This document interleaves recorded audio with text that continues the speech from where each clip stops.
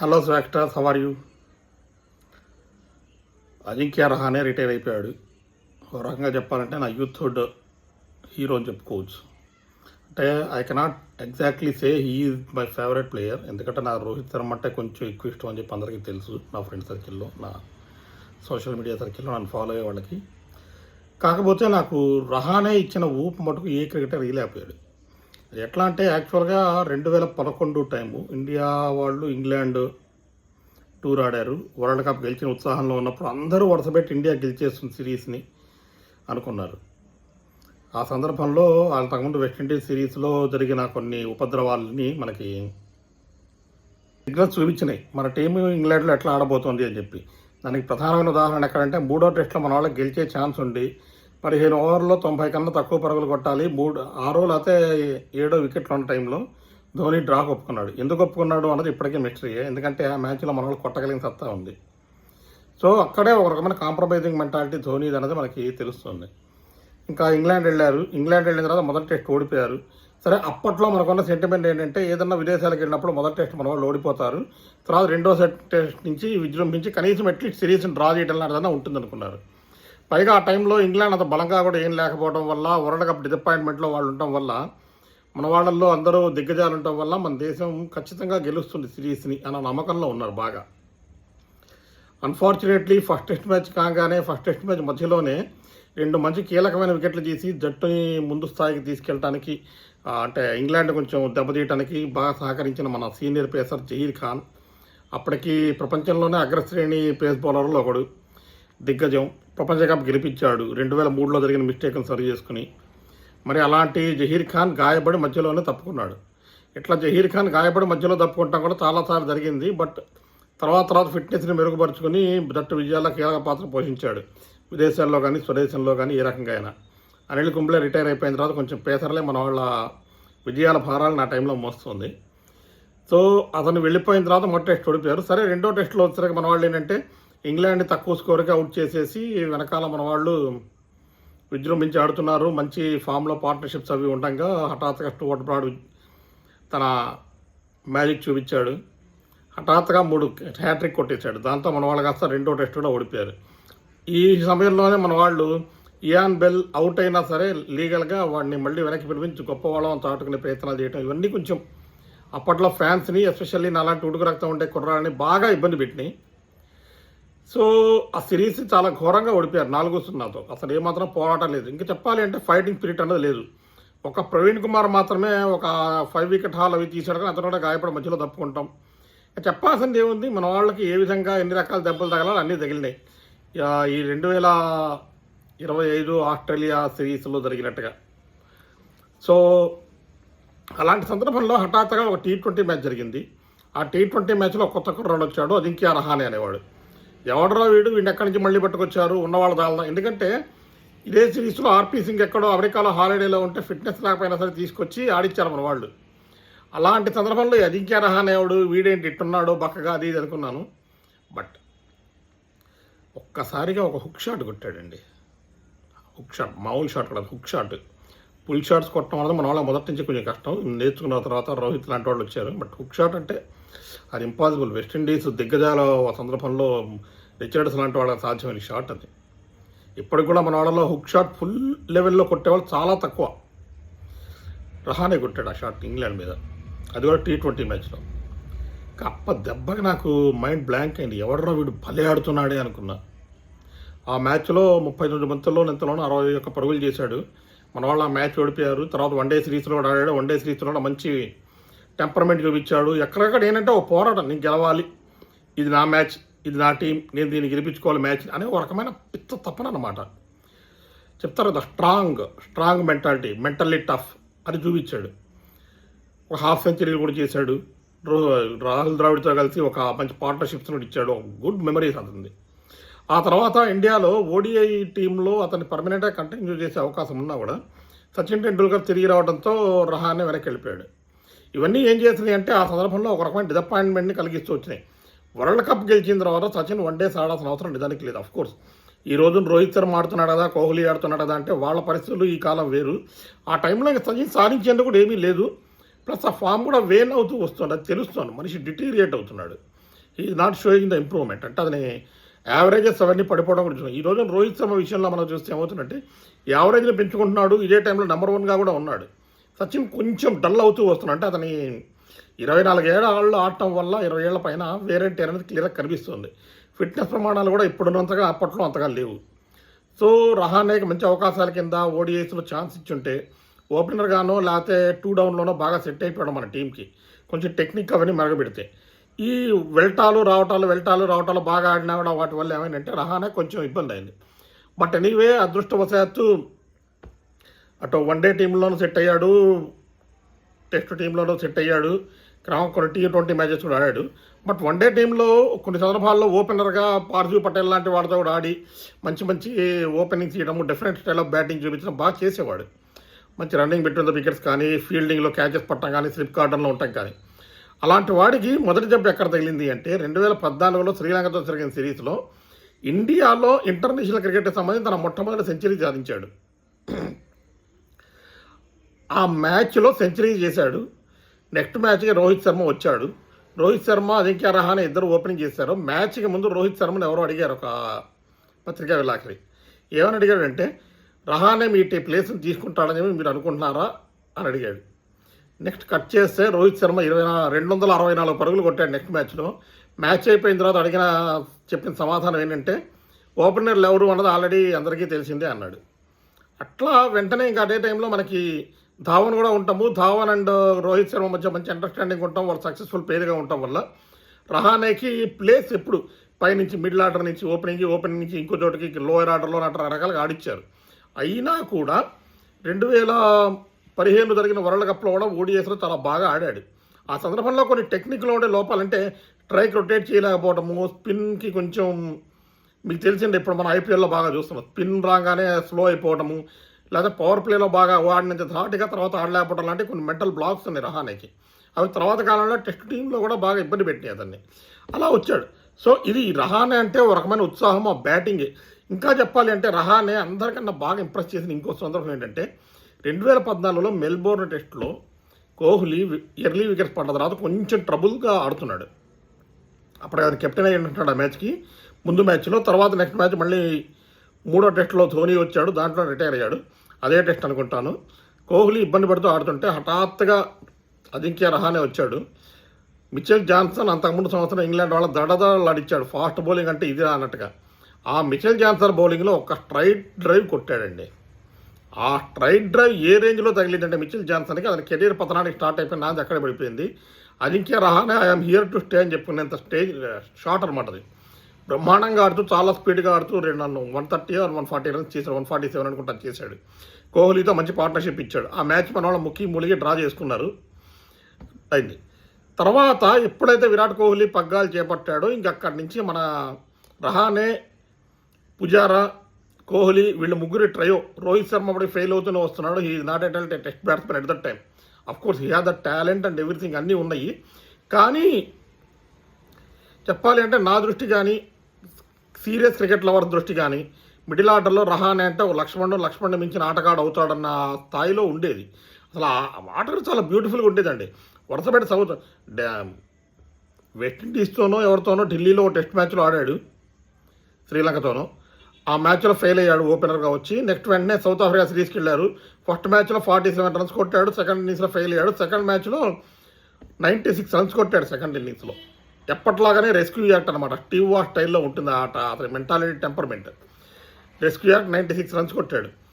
అయిపోయిన తర్వాత న్యూజిలాండ్ సిరీస్కి వెళ్తే న్యూజిలాండ్లో సెంచరీ చేశాడు. ఇంగ్లాండ్కి వెళ్తే లార్డ్లో సెంచరీ చేసి ఈ జనరేషన్ క్రికెటర్స్లో ఫస్ట్ లార్డ్స్ ఆనర్ బోర్డు మీద ప్లేస్ దక్కించుకుని వాడు అయ్యాడు. అది అయిపోయిన తర్వాత వెంటనే శ్రీలంకలో సిరీస్ జరిగితే శ్రీలంక సిరీస్లో సెంచరీ కొట్టి జట్టు గెలవడానికి కారణమయ్యాడు. ఎట్లా మొదటి మ్యాచ్ మన వాళ్ళు గెలవాల్సిన దాని కాస్త దినేష్ చండిమల్ లాగేసుకున్నా కూడా ఏమాత్రం వెరవకుండా అతను అద్భుతమైన ఆట తీరుతో జట్టుకి గెలవడానికి ఉపయోగించాడు. నెక్స్ట్ సౌత్ ఆఫ్రికాతో జరిగిన సిరీస్లో ఆ విపరీతమైన స్పిన్ టర్నింగ్ అయ్యే పిచ్చెస్ మీద కూడా అప్పటిదాకా పేస్ బౌలింగ్ని బాగా ఇష్టపడతాడని పేరున్న రహానే ఢిల్లీ టెస్ట్లో 2 ఇన్నింగ్స్లో సెంచరీ చేశాడు. అసలు ఆ బ్యాటింగ్ని కళ్ళతో మనం చూడాల్సిందే తప్పిస్తే అసలు డిస్క్రైబ్ చేసేందుకు ఏ రకంగానూ మనకి చాలదనమాట, మాటలు చాలు, అంత బాగా ఆడాడు. ఆ సిరీస్ తర్వాత క్రమంగా వరుసపెట్టి ఆడుకుంటూ వచ్చి 2016లో న్యూజిలాండ్ సిరీస్ ఇండియాలో అయిపోయి ఇంగ్లాండ్ సిరీస్ స్టార్ట్ కావడానికి ముందు అతని బ్యాటింగ్ యావరేజ్ 50 ఉంది, 50+ వచ్చేసింది. ఈ జనరేషన్ క్రికెటర్లో proper number of test matches ఆడిన తర్వాత 50 బ్యాటింగ్ యావరేజ్ వచ్చింది. మంచి స్ట్రైక్ రేట్ కూడా ఉన్నది. అజింక్య రహానే ఆ టైంలో గాయపడ్డాడు న్యూజిలాండ్ సిరీస్ తర్వాత. నెక్స్ట్ వచ్చేసరికి అతను ఇంగ్లాండ్ సిరీస్లో ఆడలేదు. ఇంగ్లాండ్ సిరీస్లో మనకు తెలిసిందే కరుణ్ నాయర్ ముఖ్య మూలిగి 2-3 మ్యాచ్ల్లో సరిగ్గా ఆడక చివరికి ఒక మ్యాచ్లో సెంచరీ చేయడం, చివరి టెస్ట్ మ్యాచ్లో చెన్నై దాంట్లో. తర్వాత అతని జట్లో ఉంచాలని చాలామంది అన్నా కూడా ఎవరైతే ప్లేస్ వికెట్ చేశారో ఫస్ట్ ఛాన్స్ వాళ్ళకే ఇస్తాను. కోహ్లీ మంచి మాట, చాలా మంచి మాట, ప్లేస్ స్థిరం అని చెప్పేందుకు ఇయటము. వెంటనే బంగ్లాదేశ్ మీద తిరిగి వస్తూనే రహానే సెంచరీ చేయడం జరిగింది. కానీ ఆ సెంచరీ చేసినప్పుడు నేను గమనించాను, there is some block in Rahane technique. అది ఎక్కడ ఏంటి అనేది ఎవరు ఇప్పటికీ కనుక్కోలేకపోయారు. అతను కనుక్కోలేకపోవడం వల్ల అతని కెరీర్ ఈ విధంగా ముగిసింది. లేకపోతే ఎక్కడో అతను కూడా టాప్ 5 బ్యాట్స్మెన్ ఇన్ ద వరల్డ్లో నిలిచేవాడు. తర్వాత ఆస్ట్రేలియా సిరీస్లో ఫెయిల్ అవుతూ వచ్చాడు. చివరి మ్యాచ్లో కెప్టెన్సీ వచ్చింది. కెప్టెన్సీ బ్రహ్మాండ మంచి అసర్టివ్ కెప్టెన్సీ చేసి కోహ్లీ కన్నా డిఫరెంట్ మూడ్తో ఉంటాడు. బట్ ఇద్దరితో ఒకే రకమైన అగ్రెసివ్నెస్. కానీ ఇతను చూపించాడు, కోహ్లీ చూపిస్తాడు, అంతే తేడా. గెలిచాడు. అదే సిరీస్లో మీకు గుర్తుంటే కనుక కుల్దీప్ యాదవ్ను కూడా ఆ మ్యాచ్లో ఆడించారు. కుల్దీప్ యాదవ్ కూడా మంచి బౌలింగ్ చేశాడు. ఇవన్నీ ఏంటంటే రహానేలో ఉన్న ఇన్నోవేటివ్నెస్ని చూపిస్తాను మన కెప్టెన్గా కానీ ప్లేయర్గా కానీ నాకైతే అర్థమైపోతుంది. మిగతా వాళ్ళగా నాకు తెలియదు కానీ నాకైతే అర్థమైపోతుంది. రహానేలో ఏదో బ్లాక్ ఉంది. ఈ not going to score so many runs as he did in the past అన్నట్టు కనిపించింది. ఈ 2017 చివరికి వచ్చరికి ఏమైపోయిందంటే రోహిత్ శర్మను కూడా టీంలో ఉంచుకోవాలి, ఉంటే మంచి స్కోర్లు కొడతాడన్న ఉద్దేశంతో ఆ సంవత్సరం చివరిలో జరిగిన శ్రీలంకతో జరిగిన సిరీస్లో సెంచరీ, హాఫ్ సెంచరీ కొట్టి ఫామ్లో వచ్చి అదే టైంలో మళ్ళీ ఓడిఐ సిరీస్లో ఇంకో డబుల్ సెంచరీ చేసిన రోహిత్ని సౌత్ ఆఫ్రికాలో మొదటి 2 టెస్టులు ఆడించి రహానేని ఆడించలేదు. ఈ ఆడించడం అనే దానివల్ల ఏమైందంటే తన కాన్ఫిడెన్స్ కూడా కొంచెం దెబ్బతిని ఉండొచ్చు. లేదా అసలు టఫ్ అని చెప్పుకున్నా కూడా కాన్ఫిడెన్స్ కాకపోయినా సరే అతని గేమ్ ప్లేలో ఉండే ఫ్లో అన్నది దెబ్బతిని ఉండొచ్చు. ఎక్కడో బ్లాక్ అనేది ఇంకొంచెం గట్టిపడింది. తర్వాత 3వ టెస్ట్ మ్యాచ్లో వచ్చాడు, బ్రహ్మాండమైన గ్రిట్టి ఇన్నింగ్స్ ఆడాడు, గెలిపించాడు. రహానే కెరీర్ మొత్తం ఇక్కడి నుంచి ఇదే. బాగా ఫెయిల్ అవుతూ వస్తాడు, ఎక్కడో హఠాత్తుగా నిలబడతాడు. నిలిపించి మటుకు చాలా ఐకానిక్ ఇన్నింగ్స్ కింద మారిపోతుంది. ఏదో ఆడాడు, నిలబడ్డాడు కదా, ఐకానిక్ ఇన్నింగ్స్ గుర్తుపెట్టుకోండి. కోహ్లీకి కూడా అన్న ఐకానిక్ ఇన్నింగ్స్ లేవు, రోహిత్ శర్మ కూడా అన్న ఐకానిక్ ఇన్నింగ్స్ లేవు టెస్ట్ మ్యాచ్ల్లో. ఆ రకంగా ఆడేవాడు. హఠాత్తుగా 40 పరుగులు కొట్టాం. ఆ 40 పరుగులే చాలా కీలకమవుతాయి. ఓ హాఫ్ సెంచరీ చేయడం అదే చాలా కీలకమవుతుంది. ఇంకా సెంచరీ చేశారంటే మన వాళ్ళు దాదాపుగా టెస్ట్ మ్యాచ్ గెలిచినట్టే లెక్క. 9 out of 12 టెస్ట్ మ్యాచెస్ గెలిచారు. అంత రికార్డ్ అతంది. అంటే రహానే ఆడాడంటే ఎలక్ట్రిఫికేషన్ అన్నది, ఎలక్ట్రిఫైయింగ్ నేచర్ అన్నది జట్టు మొత్తంలో పాకి జట్టు గెలుస్తుంది అనమాట. అలాంటి ఆటగాడు. బట్ ఏంటంటే ఫ్లో అన్నది పోయింది, రెగ్యులర్గా రన్స్ చేయడం అనేది పోయింది, అప్పుడప్పుడు ఆడటం అనేది వచ్చేసింది.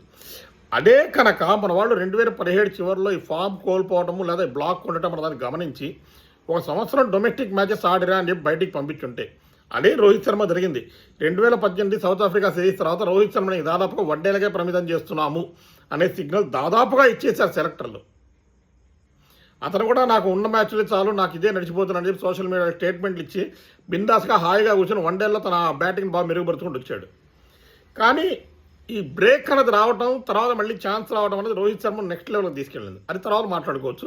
బట్ ఇప్పుడు రహానే జరుగుతాం ఇట్లా 1 సంవత్సరం కనుక రహానేని కూడా కొద్దిగా జట్టుకు దూరం చేసి ఉంటే ఈ కౌంటీల్లో ఆడినా, రంజీల్లో ఆడినా, లేదా బ్యాక్ టు హోమ్ అన్నట్టుగా తన చిన్ననాటి కోచ్ దగ్గరకు ఇంకో మంచి కోచ్ ఎవరి దగ్గరకైనా వెళ్ళి టెక్నిక్ని మళ్ళీ మెరుగుపరుచుకున్నా, ఆ బ్లాక్ను తొలగించుకోగలిగినా కూడా రహానే బ్యాటింగ్ యావరేజ్ మళ్ళీ 50 దాటేది. ఈ రోజున ఇప్పటికి కూడా ఆడుతూ 100 టెస్టులు దాటేసి కనీసం 8,000 9,000 పరుగులు చేసి కోహ్లీ సరసన నిలిచేవాడు అతను కూడా టెస్ట్ మ్యాచ్ల్లో. అది అతనుకున్న సత్తా. కానీ అది జరగలేదు. బట్ ఎనీవే వీటన్నిటికన్నా ముఖ్యమైనది ఏంటంటే ఆస్ట్రేలియాలో 2021లో జరిగిన సిరీస్ మొదటి టెస్ట్ మ్యాచ్లో 36 పరుగులు అనేది అందరికీ తెలిసిందే. ఆ టైంలో రోహిత్ శర్మ కూడా 2 టెస్ట్ మ్యాచ్లు లేడు, ఓపెనర్గా కొత్తగా వచ్చాడు, అప్పుడే సెటిల్ అవుతున్నాడు అటు ఇటుగా. 2020 మొత్తం సరిగ్గా లేదు, 2019లో బాగా ఆడాడు, 2021లో ఆస్ట్రేలియా సిరీస్ జరుగుతుంది.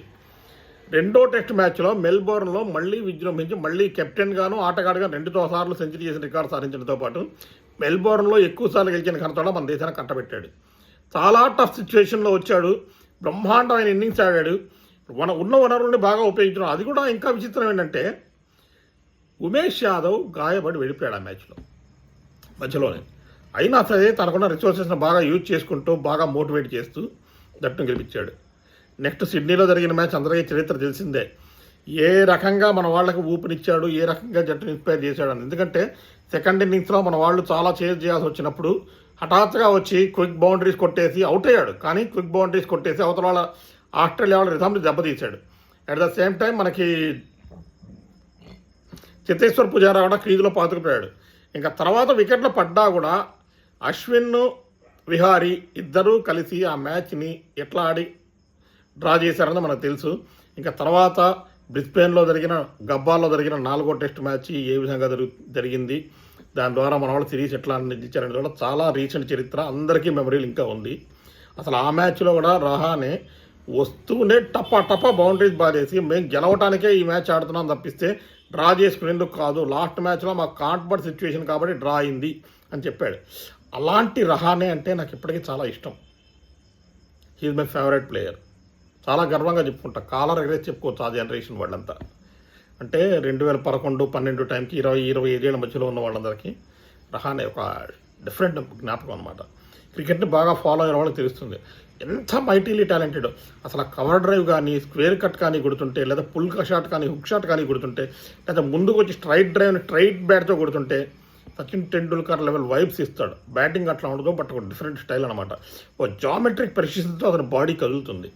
బట్ ఆ మెంటల్ బ్లాక్ అన్నది తన టెక్నిక్ని సరి చేసుకోవాలనే కోరిక ఎందుకో రాకపోవటం వల్ల చాలా దెబ్బతిన్నాడు. మనకు ఆ టైంలో ఎట్లా అయిపోయినంటే అది చేతేశ్వర్ పుజారా, ఇటు రహానే ఇద్దరు ఫామ్ కోల్పోయారు. క్రమంగా కోహ్లీ కూడా ఎందుకో పాండమిక్ డల్ అయిపోయాడు. ఆ సందర్భంలో రోహిత్ శర్మ ఆడటం అన్నది మాత్రమే జట్టు గెలవడం, చివరిలో మళ్ళీ అశ్విన్, జడేజా అడ్డం పట్టడం, అక్కడ పంట్ లాంటి వాళ్ళు ఆడటం జరిగింది. కానీ ఆ మూమెంట్లో కనుక అంటే 2017లో బ్రేక్ వచ్చుంటే కనుక, అంటే 2017లోనో 18లోనో ఒక సంవత్సరం పాటు జట్టుకు దూరంగా పెట్టగలిగి బాబు ఇది పరిస్థితిని క్లియర్గా ఎక్స్ప్లెయిన్ చేయగలిగి ఉంటే కనుక ఆ టైంలో రహానే సూపర్ ఫామ్లో ఉండేవాడు. ఎందుకంటే రహానే కనుక పర్ఫెక్ట్గా ఆడుతూ ఉన్నారు అంటే కనుక మనకి అటు టాప్ ఆర్డర్ గ్యాప్స్ని కవర్ చేసేవాడు, లోయర్ ఆర్డర్ గ్యాప్స్ని కవర్ చేసేవాడు. ఎందుకంటే చాలా ఇన్నింగ్స్ మీరు చూడండి, ఎందులో అయినా సరే టైలెండర్స్తో రహానే ఆడుతున్నాడంటే ఒక రకమైన అష్యూరెన్స్ ఉంటుంది మనకి.